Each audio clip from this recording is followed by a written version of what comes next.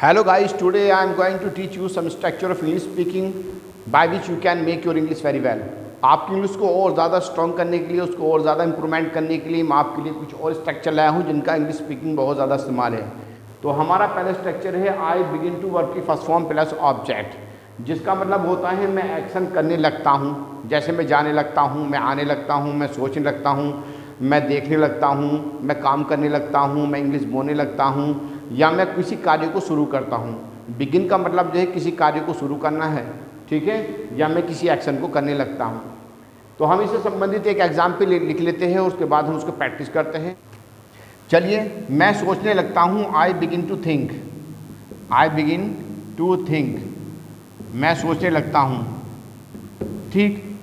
और भी एग्जाम्पल देख लेते हैं। मैं आने लगता हूँ, आई बिगिन टू कम, मैं बात करने लगता हूँ, आई बिगिन टू टॉक। वे जाने लगते हैं, दे बिगिन टू गो, वे आने लगते हैं, दे बिगिन टू कम। हम इंग्लिश बोलने लगते हैं, we begin to speak English. हम सोचने लगते हैं, वी बिगिन टू थिंक।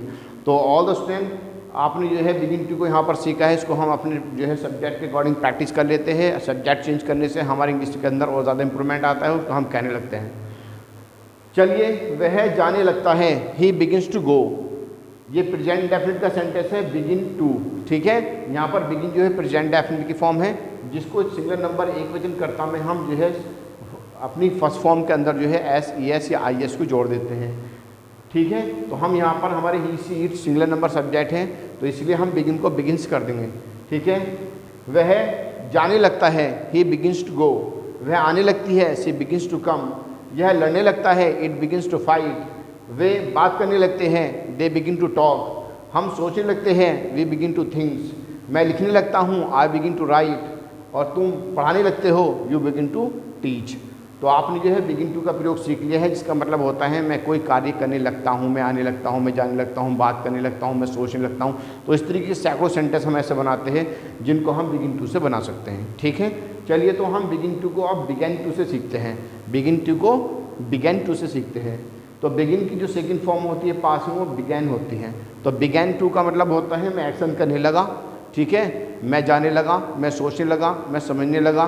तो इस तरीके से सेंटेंस हम बिगैन टू से बनाते हैं, ठीक है। मैं जाने लगा, हम एग्जाम्पल लेते हैं, I began to go, I began to go. मैं जाने लगा, मैं आने लगा, आई बिगैन टू कम।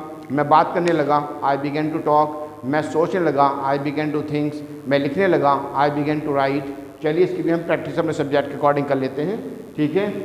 वह जाने लगा, ही बिगन टू गो। वह लड़ने लगी, सी बिगन टू फाइट। यह खेलने लगा, इट बिगन टू प्ले। वे आने लगे, दे बिगन टू कम।